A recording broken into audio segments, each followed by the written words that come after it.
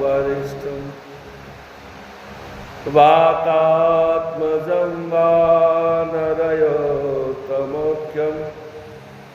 श्रीरामजिदूतं शरणं प्रपद्ये।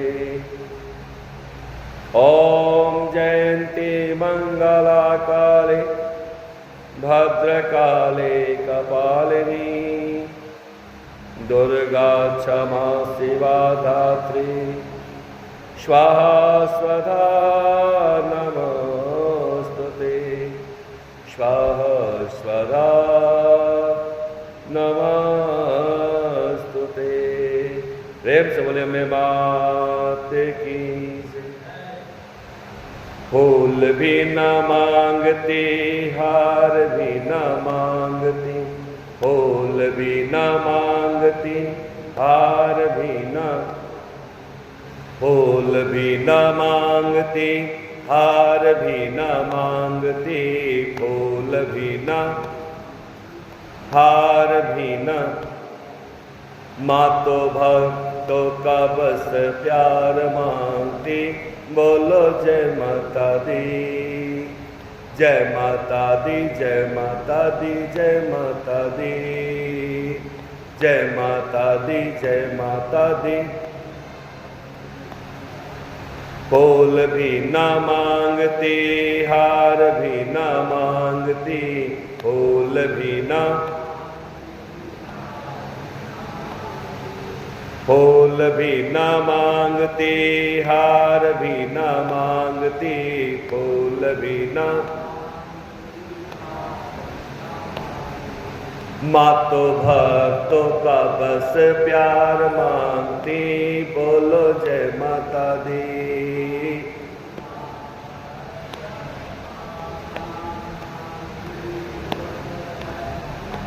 जय माता दी, जय माता दी, जय माता दी, जय माता दी।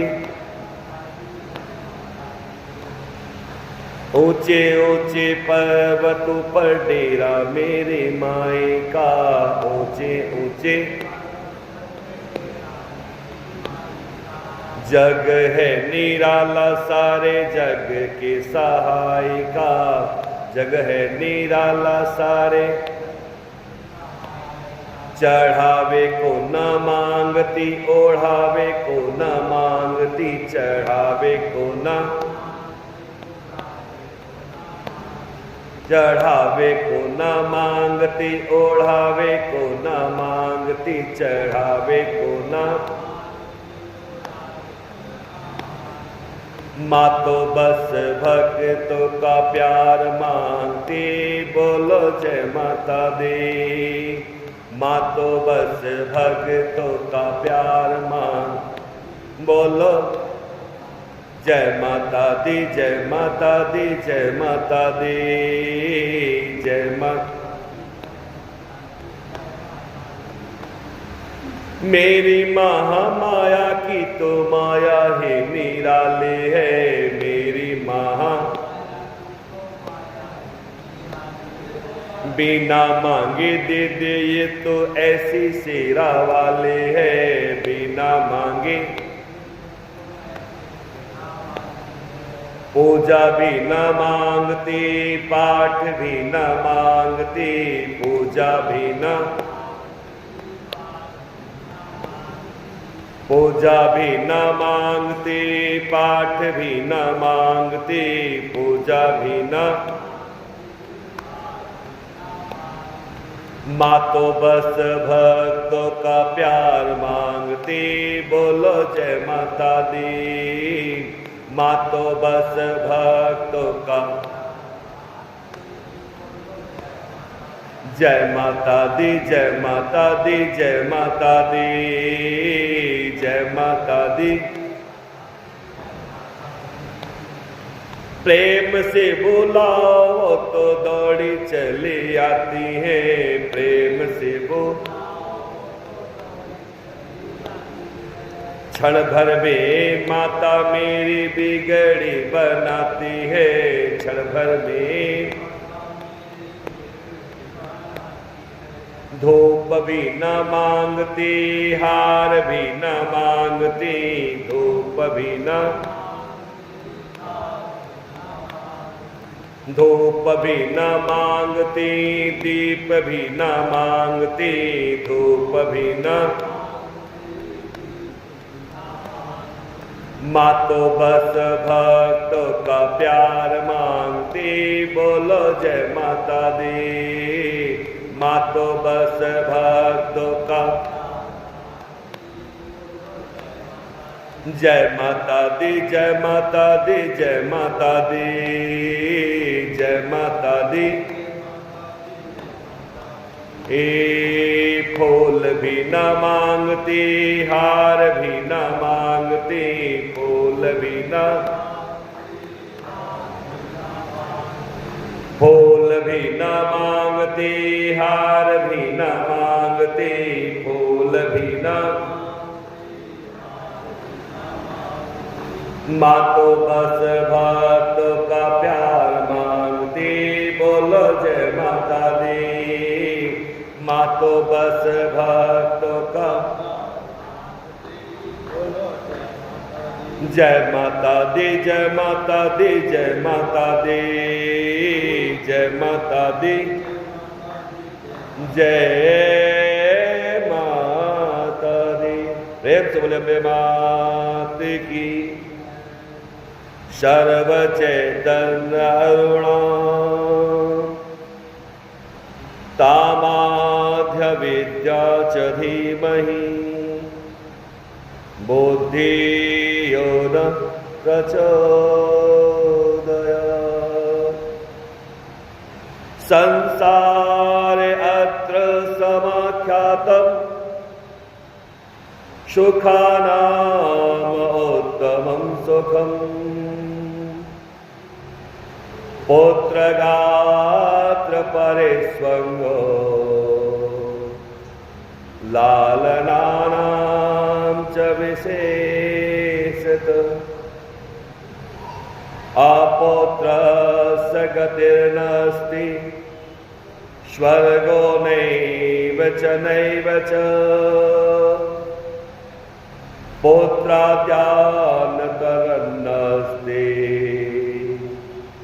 परलोकस्य साधनं परलोकस्य साधनं।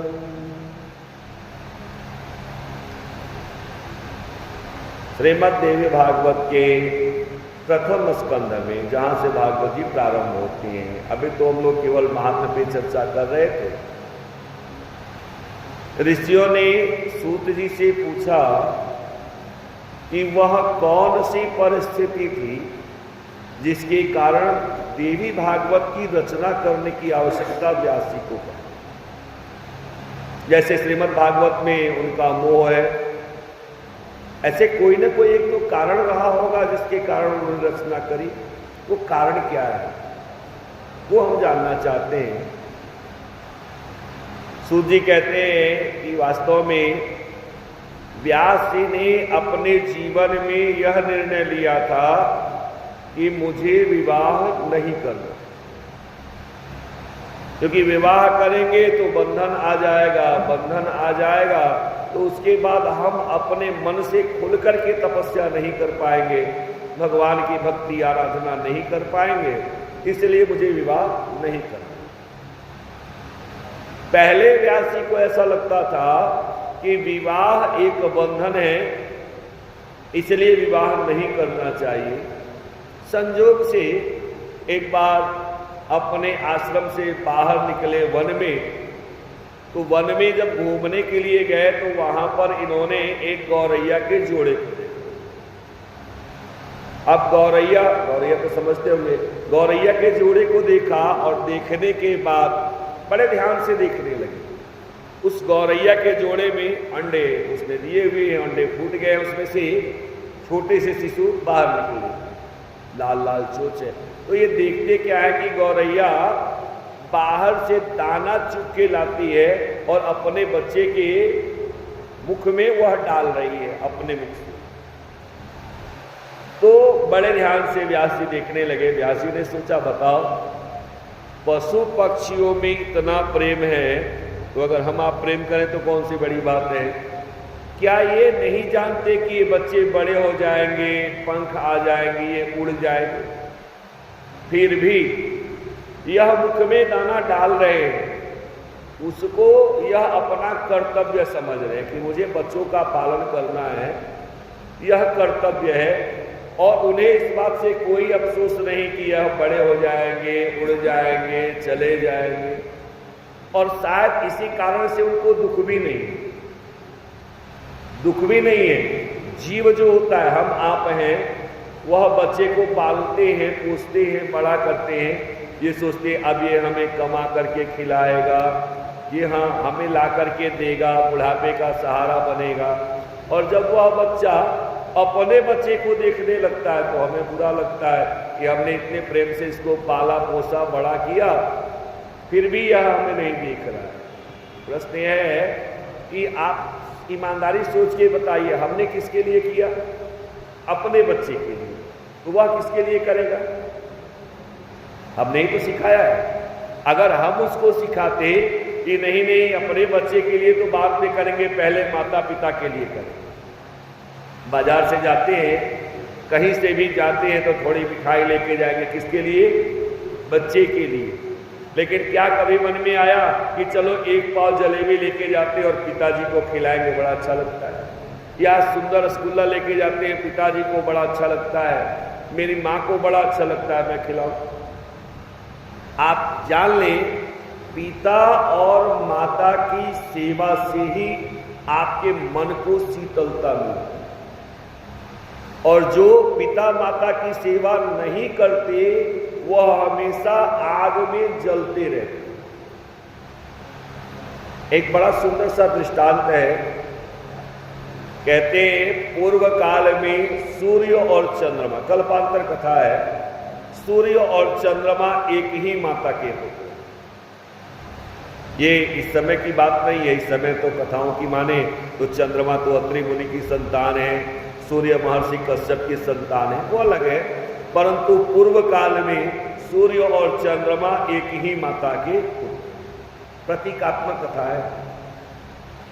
तो एक बार देव समाज में इनको निमंत्रण आया।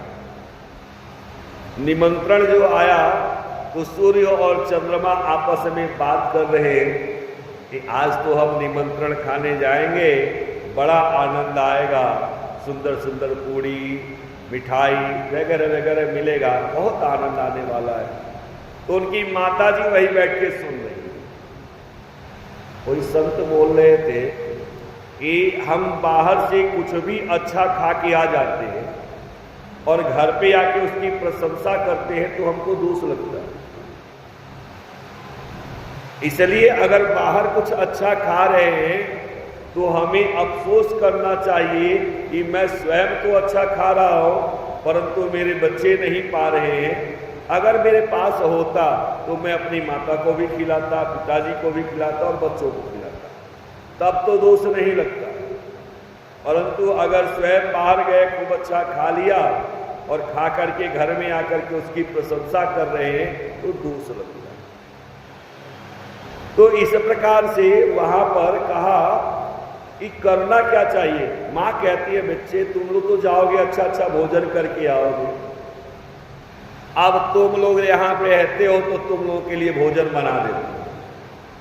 अब अकेले मैं रहूंगी तो मुझे भोजन बनाना पार नहीं लगेगा, मैं कर नहीं पाऊंगी। कोई भी स्त्री हो अगर अकेले घर में रहना हो और वह सोचे कि मैं अकेले बना के खा लूँ, संभव नहीं है। सोचेंगे चलो चना खा लेते हैं, भूजा खा लेते हैं, कुछ है उससे काम चला लेंगे। अपने लिए कोई भी स्त्री भोजन नहीं बना पाती है। बहुत मजबूरी हो जाए तो बात अलग है, नहीं तो नहीं बना पाते। हम पुरुष लोग हैं, हमें जरूरत पड़ती है, चाहे 3 बजे रात को जरूरत पड़ी तो बना लेंगे, भूख लगी बना ली। लेकिन स्त्री भोजन तब बनाती है जब उन्हें या तो ठाकुर जी को भोग लगाना हो, या परिवार को खिलाना हो, या बच्चे को खिलाना हो, तो बड़े प्रेम से बनाएंगे, चाहे वो 12 बज रहा है। लेकिन अपने लिए भोजन बनाना संभव नहीं हो पाएगा। तो सूर्य और चंद्रमा की माताजी ने कहा कि एक काम करो, आप जा रहे हो निमंत्रण में तो थोड़ा सा मेरे लिए भी कुछ लेते आना। भाई आप खा के आओगे, मैं भी थोड़ा खा लूंगी, मेरे मन को भी सांत्वना मिल जाएगी। कहा ठीक है। सूर्य और चंद्रमा दोनों ने कहा। अब गए जब निमंत्रण में और वो भिन्न भिन्न प्रकार की वस्तुएं मिले तो सूर्य नारायण जी भूल गए कि मुझे चंद्रमा माता के लिए कुछ लेके जाना। हो बढ़िया प्रेम से खाए। और चंद्रमा को जैसे मौका मिला उन्होंने क्या किया, चुपके से थोड़ी सी मिठाई उठाई और रख ली। प्रतीकात्मक होता है। आ गए। अब घर पे आए तो घर पे भी आके प्रशंसा कर रहे हैं सूर्य और चंद्रमा कि भाई हमने तो आज बड़ा अच्छा भोजन किया, बहुत समय के बाद इतना सुंदर भोजन मिला है, ऐसा भोजन पता नहीं फिर मिलेगी नहीं। माता जी सुन रही थी। माता जी ने सूर्य से कहा, मेरे बच्चे मुझे भी भूख लगी, तो मेरे लिए भी कुछ लाए हो तो दे दो, मैं भी खा लूं। थोड़ा आप जो प्रशंसा कर रहे हो उसका स्वाद मैं भी देख लूं कैसा है। सूर्य कहते हैं, एक बात बताइए, इतना पूरा देव समुदाय वहां पर उपस्थित है और वहां पर मैं आपके लिए अगर मिठाइयां चोरी करूं और चोरी करके लेके आऊं तो क्या यह उचित होगा? मुझे लज्जा नहीं आएगी, मुझे संकोच नहीं होगा? माता जी कहती हैं, धन्य हो मेरे पुत्र,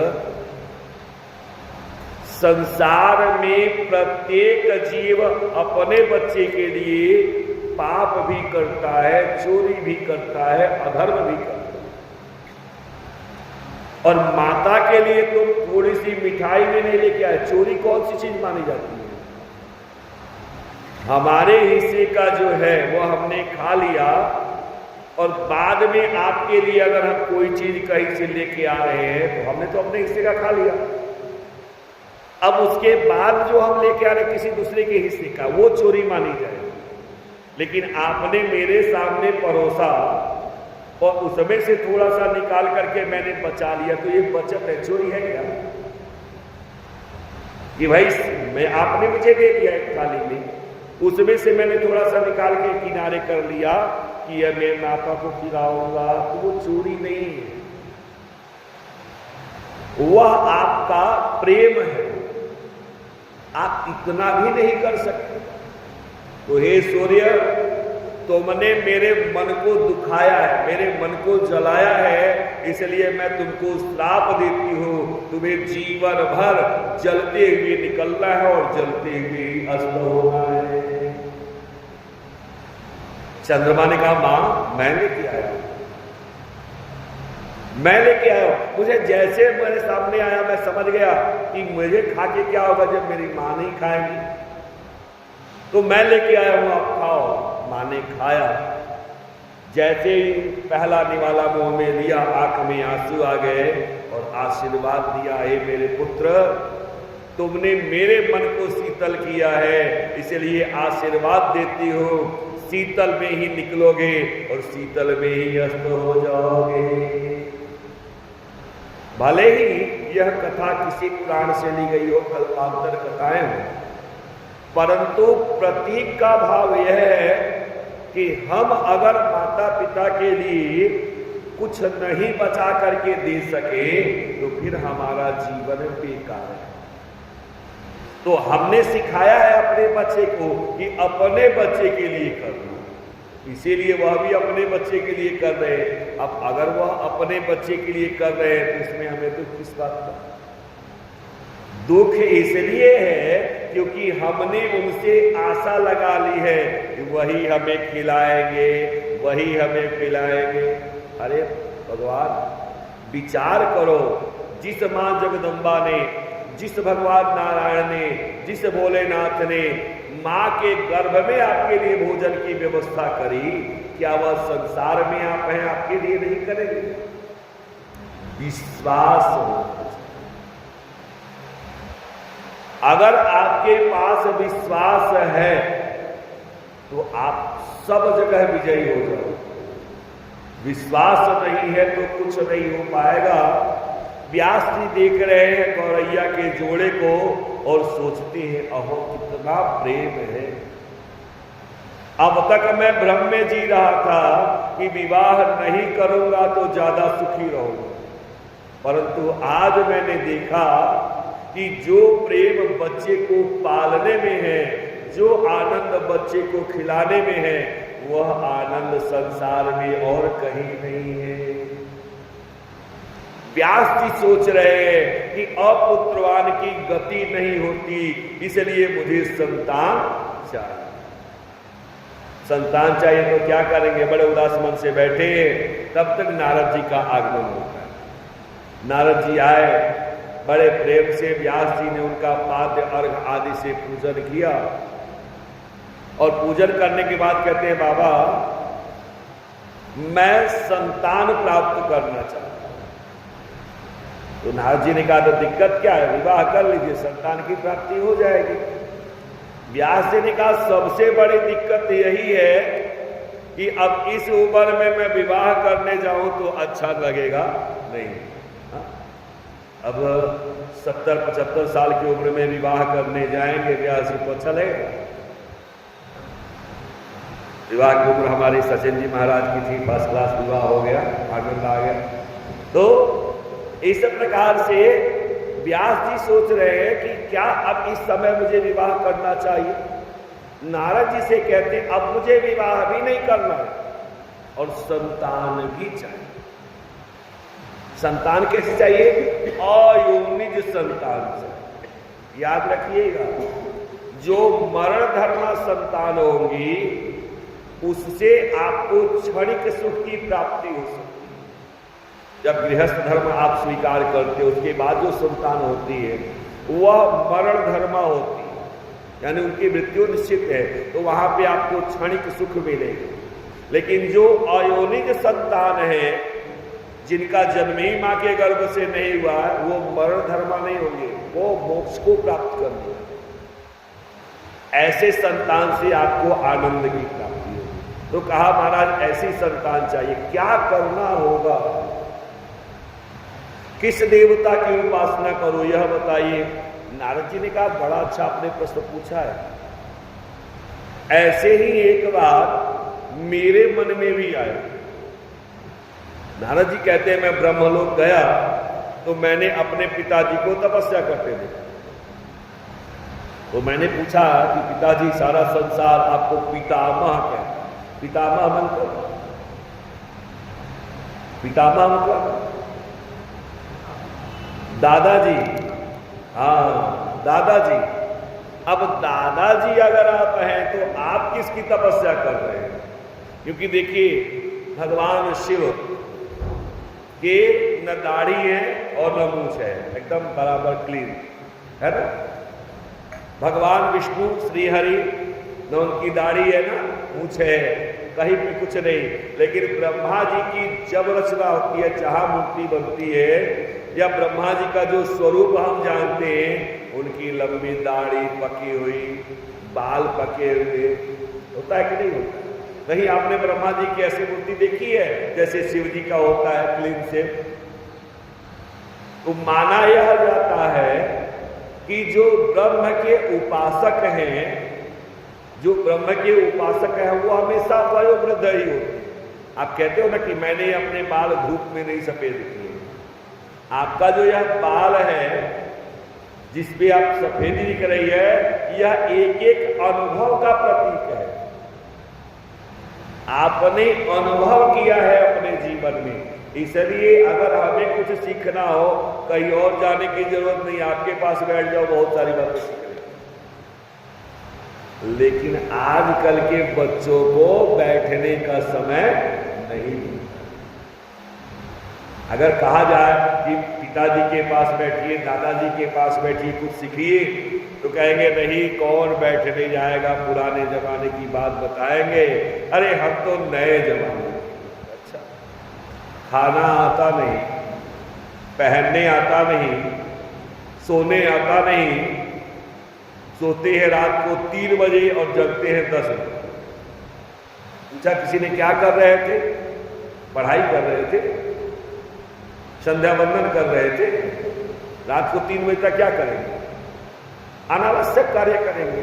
काम का तो चीज कुछ होता नहीं है, क्योंकि 10 बजे के बाद आपकी बुद्धि कह देती है भैया आप सो जाओ, ज्यादा से ज्यादा 11 बजे, उसके बाद आप सो जाओ।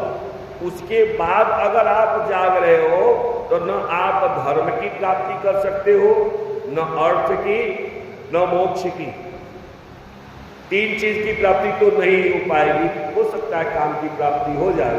तो इस प्रकार से आता हमें कुछ नहीं है, फिर भी कहते हैं नए जमाने।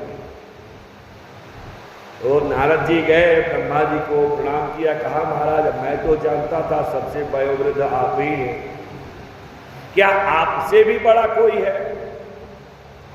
ब्रह्मा जी ने कहा हाँ मेरे बच्चे, एक बार मैं भगवान श्री हरि के पास गया और जैसा सारा संसार जानता है कि सबसे बड़े भगवान श्री हरि हैं, चाहे उनको आप नारायण कह दीजिए, चाहे भगवान विष्णु कह दीजिए, सबसे बड़े वही हैं। तो ब्रह्मा जी कहते हैं मैं जब गया तो मैंने देखा वह भी तपस्या कर रहे थे। तो मुझे आश्चर्य हुआ कि आप तो जगत नियंता है, सारा संसार आपका नाम जप के उस पार होता है, आप किसकी तपस्या कर रहे हैं? क्या आप भी परतंत्र हैं? भगवान श्री हरि कहते हैं ब्रह्मदेव, आपसे किसने कह दिया कि मैं स्वतंत्र हूं? अगर मैं स्वतंत्र होता तो बार बार मैं संसार में जाता, गर्भजनित कष्टों को सहन करता, बार बार मुझे जन्म लेना पड़ता, बार बार संसार से आना पड़ता। आपने देखा है कई बार मुझे युद्ध करना पड़ा, युद्ध में कई बार बाण हमें लगता भी है, रक्त भी निकलता है। तो अगर मैं स्वतंत्र होता तो लक्ष्मी जी के साथ शेष सैया को छोड़ करके और मैं धरती पे जाता क्या? विचार करिए। वास्तव में मैं भी बधा हूं। आप जानते हैं कि बंधने के कारण ही एक बार मेरा शीश कट गया था। जैसे ऋषियों ने सुना चौंक गए, सूर्य से कहा बाप रे बाप, ये तो हमने कभी सुना ही नहीं। आपने सुना था कभी भगवान विष्णु का शीश कट गया? सुना है कभी? कथा नहीं। ऋषि लोग भी चौंक गए कि भगवान श्री विष्णु का शीश कट जाए, ये तो परम आश्चर्य की बात है। वो कटा कैसे, वो हम जानना चाहते हैं। सूर्य ने कहा कि एक बार देवता और असुरों के बीच में संग्राम, और संग्राम कई हजार वर्षों तक लगातार चलते हैं। उसमें दिन और रात का नियम नहीं था, वो पूरा 24 घंटे चलता है। जब कई हजार वर्ष चला तो अंत में भगवान श्री विष्णु साथ में थे, तो उनकी कृपा से देवता लोग जीत गए। तो जीत गए तो सब लोग अपने अपने स्थान को गए। भगवान श्री विष्णु ने सोचा नींद बहुत आ रही, क्या करें? तो वही युद्ध भूमि में ही धनुष के ऊपर अपनी ठुड्डी रख दी और वहीं पर सो गए, खड़े खड़े सो गए। जब नींद आ जाती है ना तो नहीं समझ में आता है कि बिस्तर अच्छा है कि बेकार है। नींद न जाने टूटी घाट, प्यास न जाने घाट को घाट, और भूख न जाने जूठी भात। याद रखिएगा, इसी कारण से भगवान श्री विष्णु सो गए, धनुष के ऊपर अपना ठुड्डी रखा और सो गए। अब चूंकि हजारों वर्ष से जगे हैं तो 1-2 दिन में थोड़े जगने वाले हैं, सोए। इधर देवता लोग परेशान हैं, अब मुझे यज्ञ करना। तो यज्ञ के जो स्वामी हैं वह है भगवान श्री विष्णु। जब वह जगेंगे ही नहीं तो यज्ञ कैसे होगा? जैसे अभी आषाढ़ शुक्ल पक्ष की जो एकादशी आएगी, उसका नाम क्या है? शुक्ल पक्ष की जो एकादशी आएगी उसका नाम क्या है पंडित जी? अभी जो आषाढ़ शुक्ल पक्ष की एकादशी आएगी उसका नाम क्या है? चलिए, अभी जो आषाढ़ शुक्ल पक्ष की एकादशी आएगी उसका नाम है देवशयनी एकादशी। समझ रहे हैं? देवशयनी एकादशी। और उसी दिन भगवान चीर निद्रा में जाते हैं 4 महीने के। उसी दिन से चतुर्मास से प्रारंभ होता है। श्रावण, भाद्रपद, आश्विन और कार्तिक का 15 दिन। 15 दिन इसमें का तो 15 दिन इसमें का आ गया। इन 4 महीनों में जो चतुर्मास होता है उसका नियम है कि जो करने वाले हैं, व्रत करते हैं, श्रावण में साग नहीं खाते, भाद्रपद में दही नहीं खाते, आश्विन में दूध नहीं पीते और कार्तिक में दाल नहीं खाते। ये 4 महीनों के लिए 4 चीज वर्जित है। उसमें किसी ने परिहार पूछा, महाराज उपाय क्या है अगर खाना बहुत जरूरी है तो कहा अगर श्रावण महीने में साग खाने हैं तो वह साग खाइए जो साग आपने अपने लगाए हुए। समझ रहे हैं? जंगली साग नहीं खाना चाहिए। दूसरी बात, अगर भाद्रपद में दही खानी है तो आपको दिन में दही खाना चाहिए।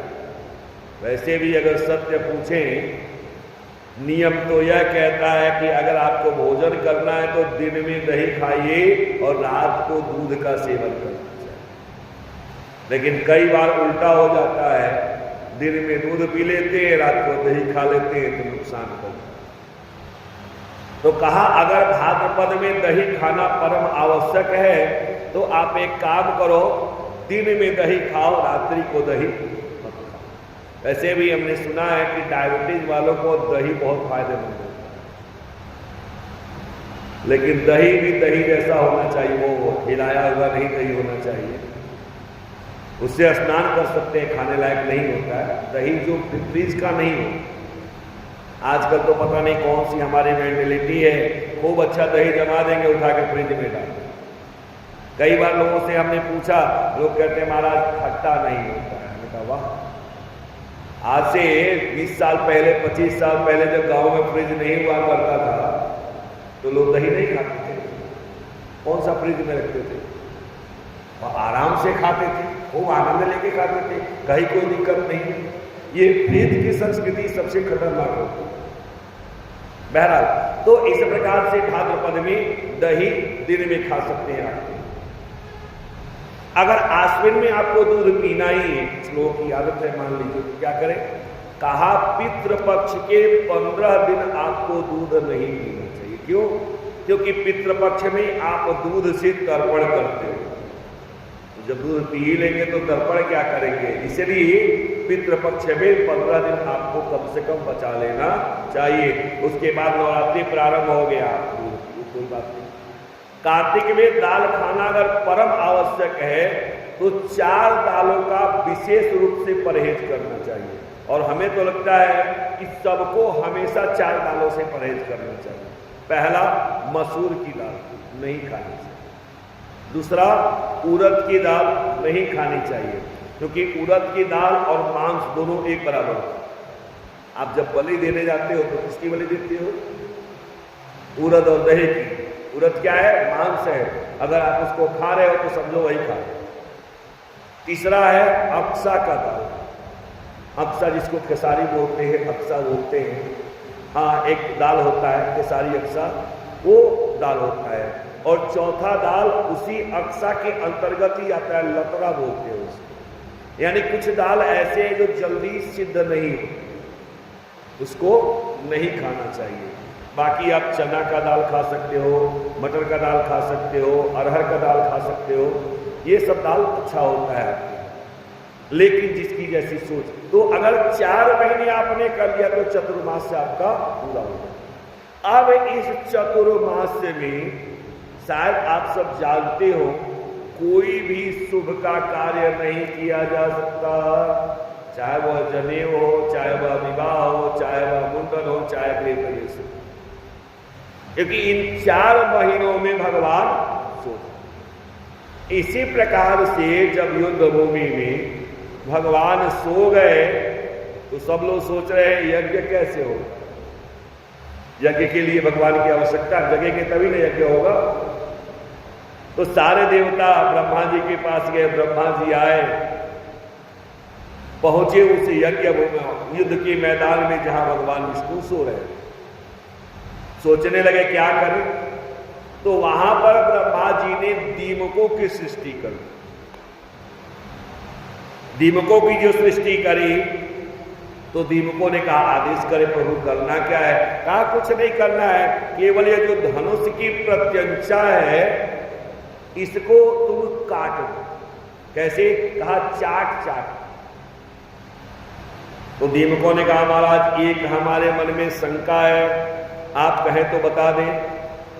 ब्रह्मा जी ने कहा क्या शंका है? कहा निंद्रा भंगम कथा छेदो दंपत्यो प्रीति भेदनम शिशु मात्र विभेदस्य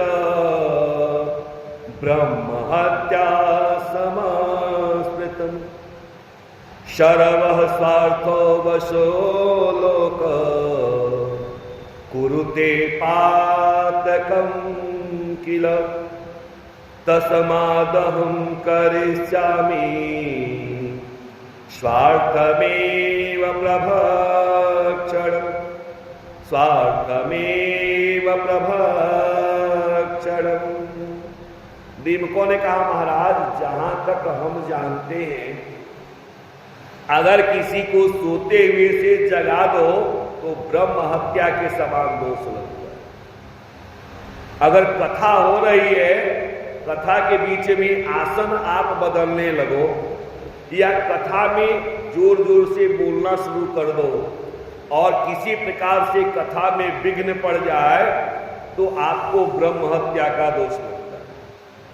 तीसरी बात कहा महाराज यही नहीं, अगर पति पत्नी आपस में प्रेम से बैठे हो और वहां पर जाकर के कुछ आप ऐसी बात बोल दो कि पति पत्नी के बीच में लड़ाई हो तो आपको ब्रह्म हत्या के समान दोष लगता है।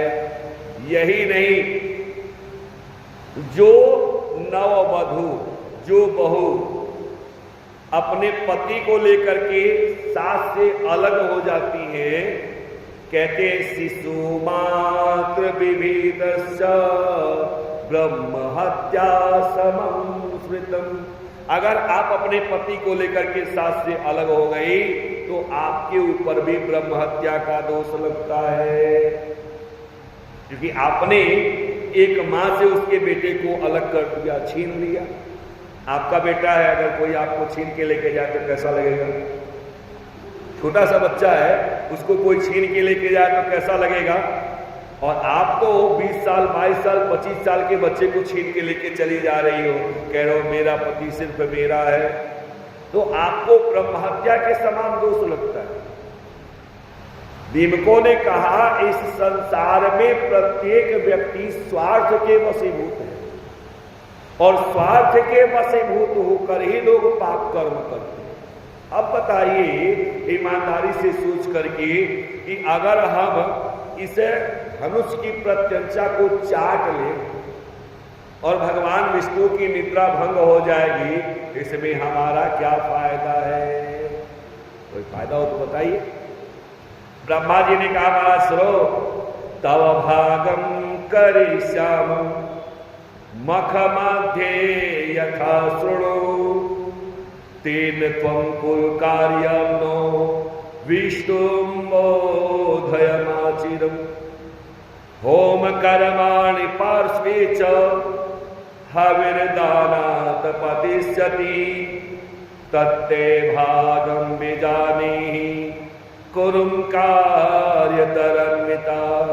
महाराज आज से हम आपके लिए कुछ यज्ञ का भाग आपको भी देंगे। कहा कैसे? कहा जो हवन होता है और हवन कुंड के बाहर जितना अन्न गिरेगा उस सब पर आपका अधिकार होगा। कई बार अनजाने में जो लोग नहीं जानते हैं, हवन हो रहा है पात्र से अन्न धरती पर गिरा, उसको उठा के बटोर के अग्नि में डाल देते। तो जो भी ऐसा करते हैं, आप समझ लीजिए उनके यज्ञ का फल वहीं पर समाप्त हो जाता है। इसलिए क्योंकि उस पर अधिकार दीमकों का है। इस प्रकार से जैसे ही ब्रह्मा जी ने व्यवस्था करी, दीमकों ने प्रत्यंचा को चाटना, डोरी को चाटना शुरू किया, और जैसे डोरी को चाटा, डोरी कटा और प्रत्यंचा ऊपर गई। जो ऊपर गई तो भगवान विष्णु का शीश कट करके और लवण सागर में गिर पड़ा। प्रेम से बोले माते की। अब जो भगवान विष्णु का शीश उस लवण सागर में गिरा, सारे देवता हाहाकार कर गए। बताओ यह किसकी देन है? हमने तो अपने हाथों अपने ही जड़े खोद दी। भगवान विष्णु हमारी रक्षा करने वाले, और उन्हीं का शीश हम लोगों ने कटवा दिया। इसमें न किसी दैत्य की माया है, न कोई प्रबल कार्य और दिखाई पड़ता है। इसमें तो हमारा ही कार्य है। हम कितने बड़े पापी हैं कि भगवान विष्णु के शीश को हमने कटवा दिया। अब क्या करें, कहां जाएं? तो देवगुरु बृहस्पति समझाते हैं, कहते भाई देखिए ऐसा है, इस संसार में प्रत्येक व्यक्ति को अपने कर्मों का फल भोगना। अगर कुछ नुकसान हो जाए तो उसको समेटने का प्रयत्न करना चाहिए। कैसे मैं कुछ करूं ताकि वो ठीक हो जाए। रोते रह गए, नुकसान हो गया, नुकसान हो गया, उससे क्या होगा? ठीक हो जाएगा? जो बचा सकते हैं उसको बचाने का प्रयत्न करना चाहिए। जीवन का 3 हिस्सा निकल गया, सत्संग में आए, अब आपको ध्यान आया नहीं नहीं नहीं, अब हमें माँ की भक्ति करनी है, भगवान की भक्ति करनी है। अब आप रोने लगो, अरे हमने तो 3 हिस्सा गंवा दिया, अब क्या करें, कहाँ जाएं? तो आपकी मुक्ति होगी क्या?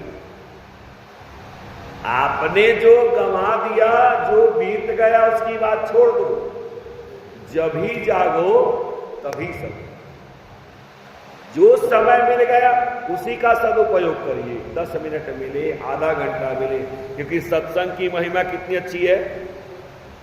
कहते हैं महाराज, सत्संग की महिमा इतनी अच्छी है, एक घड़ी आधो घड़ी, आधो में पुनियाद, तुलसी संगति साधु की, कटे कोटि अपराध।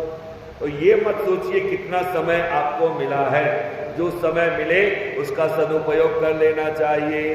तो अब एक काम करिए। हमें लगता है कि भगवान विष्णु के शीश कटने में कहीं न कहीं माता जगदम्बा से ही हमें आह्वान उनका करना पड़ेगा। वही बताएंगी इसका कारण क्या है। क्यों कहा? इसलिए कहा क्योंकि ब्रह्मा, विष्णु और भगवान शिव, इन तीनों को संसार में प्रकट करने वाली कोई और नहीं, माता स्वयं जगत जननी जगदम्बा। उन्होंने अपनी शक्ति से ब्रह्मा, विष्णु, शिव तीनों को प्रकट किया और अपनी अपनी अंशभूता शक्ति महालक्ष्मी, महाकाली, महासरस्वती दिया। उन्हीं का त्रिगुणात्मिका स्वरूप मां जगदम्बा। तो मां के अंदर ब्रह्मा जी के भी गुण होते हैं, भगवान विष्णु के भी गुण होते हैं, शिव जी के भी गुण होते हैं, और इसलिए हमें उन्हीं के शरण में जाना चाहिए। तो सब लोग मिलकर के वेद सारे मां जगदम्बा की स्तुति करते हैं। नमो देवी महामाए, विश्व उत्पत्ति करे शिवी, निर्गुणे सर्वभूति सी, मातः शंकर कामनी। हे मां जगदम्बा, आज हम लोग परेशान हैं, समझ नहीं पा रहे कि यह जो हुआ है किस कारण से हुआ और किस प्रकार से इसका परिहार हो।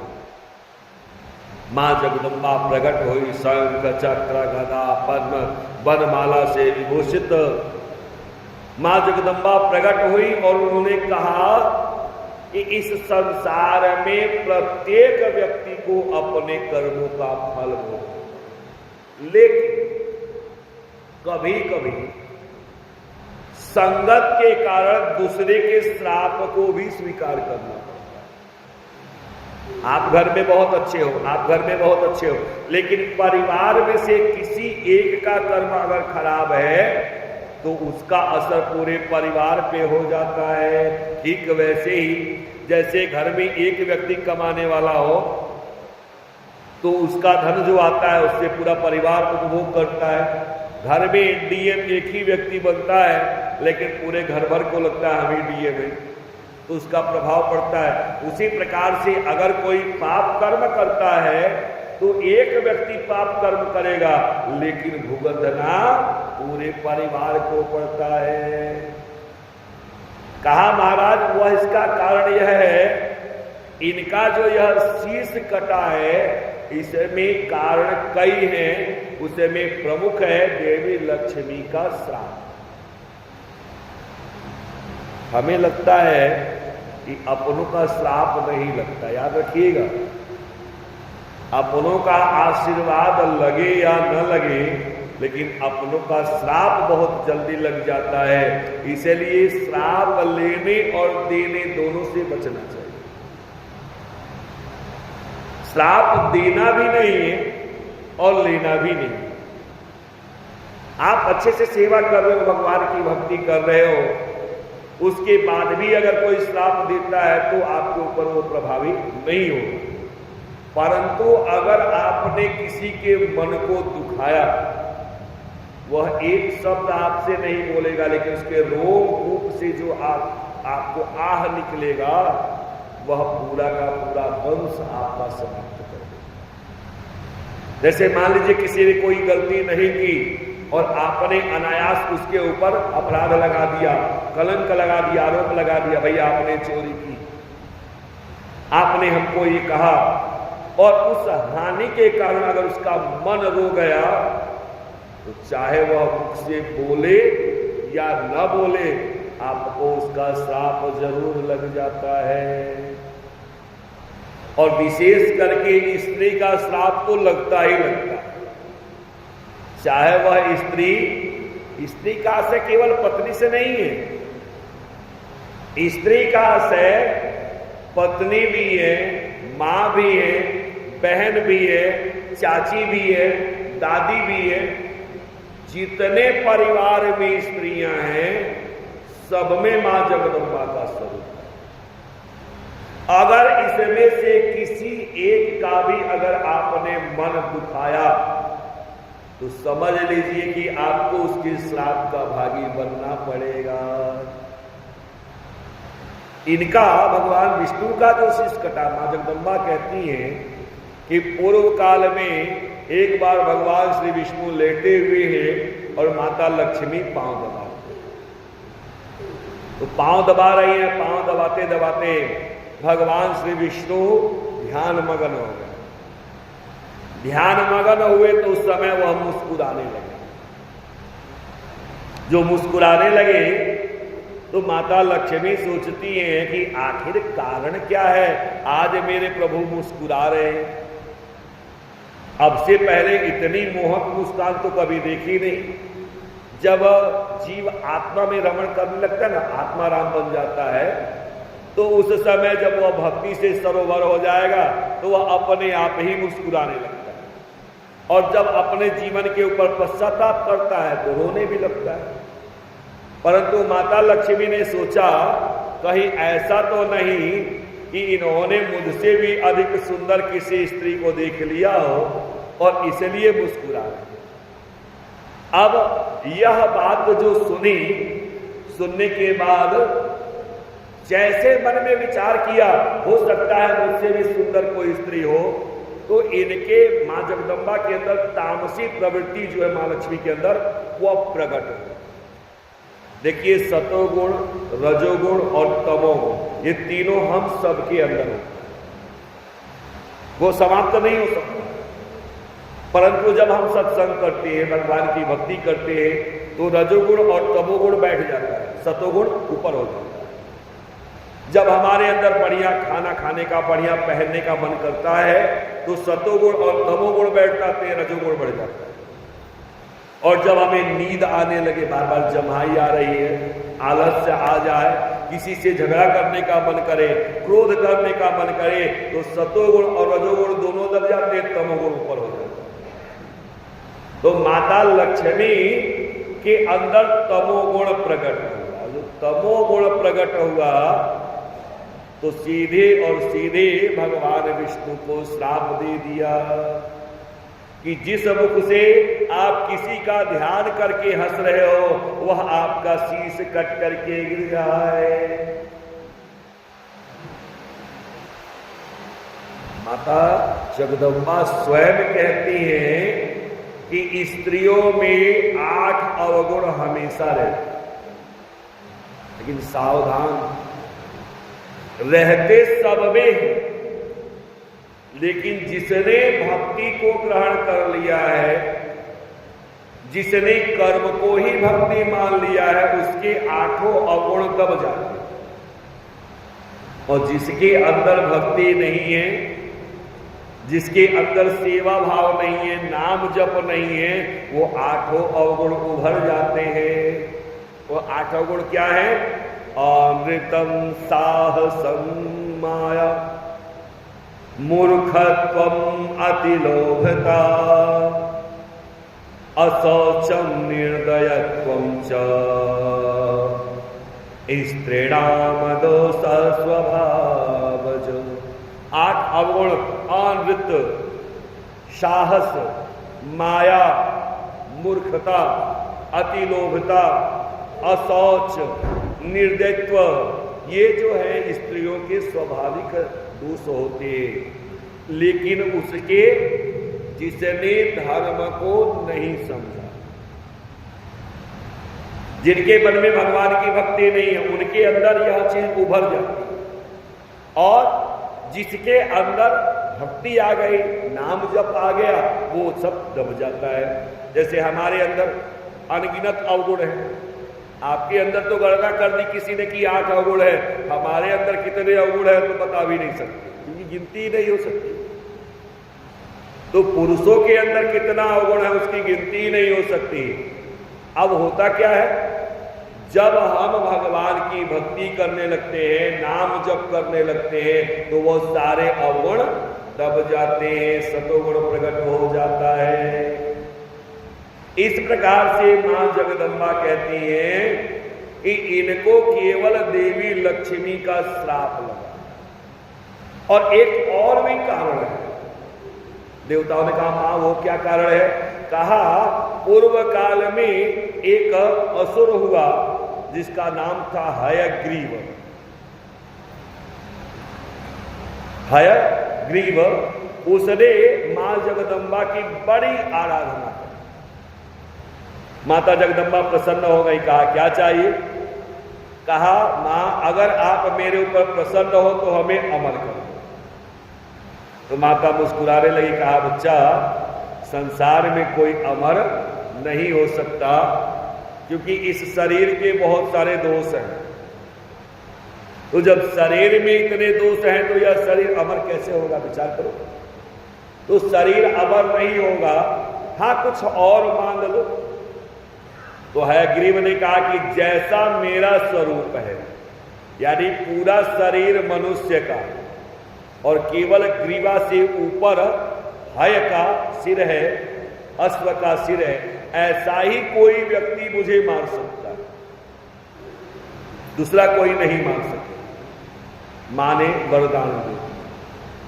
तो माता जगदम्बा कहती हैं अब वह समय आ गया है कि उस हयग्रीव का वध करने के लिए इनको भी हयग्रीव बनना पड़ेगा। यही कारण होता है कि विश्वकर्मा जी को प्रेरणा मिली।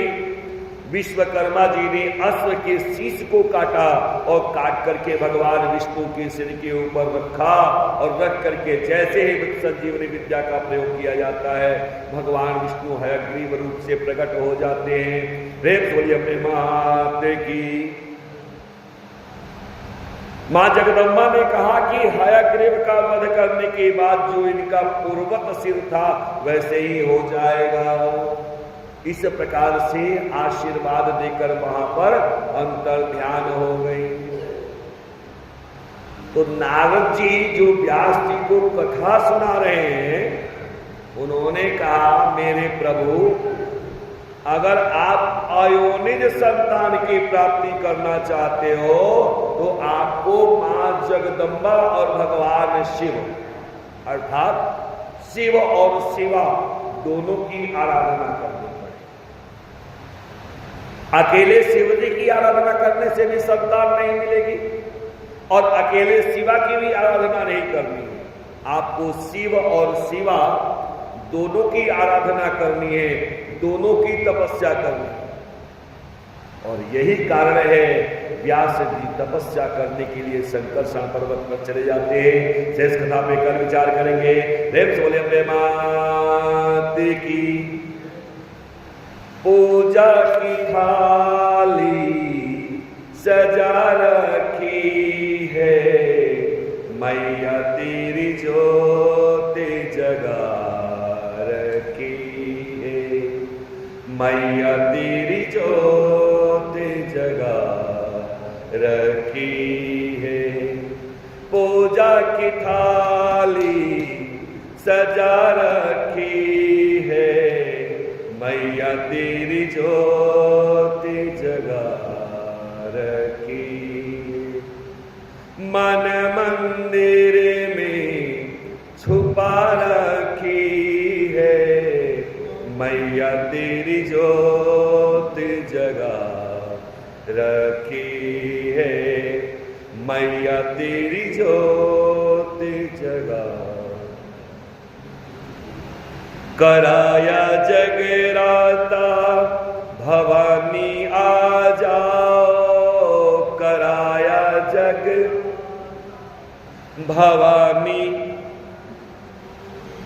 अपने भक्तों को दरस दिखला जाओ, अपने भक्तों को दरस।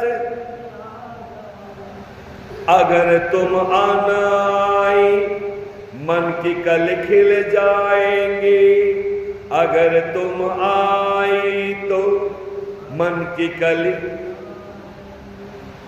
सूखी कलियां फिर सी चमन हो जाएंगी, सूखी कलियां फिर सी चमन हो। मैं तेरा ही हो गया मैया, चंदन धूप सजा रखी है, मैया तेरी ज्योत जगा रखी। पूजा की थाली सजा रखी है, मैया तेरी ज्योत जगा रखी। दीवाना तेरा हो तेरे दर आया हो, दीवाना तेरा हो तेरे दर। बड़ी मुश्किल से मां पता मैं पाया हूँ, बड़े मुश्किल से मां पता। रहूंगा चरणों में नहीं मैं जाऊंगा, रहूंगा चरणों नहीं मैं। जमाने की ठोकर खाके आया हूँ, जमाने की ठोकर खाके। बिगड़ी बना दे ओ मेरी मैया, बिगड़ी बना दे ओ मेरी। नजरे क्यों हमसे हटा रखी है, नजरे क्यों हमसे हटा रखी। पूजा की थाली सजा रखी है, पूजा की सजा रखी। मैया तेरी ज्योत जगा रखी है मैया तेरी ज्योति है मैया तेरी ज्योति जगा रखी है मैया तेरी रखी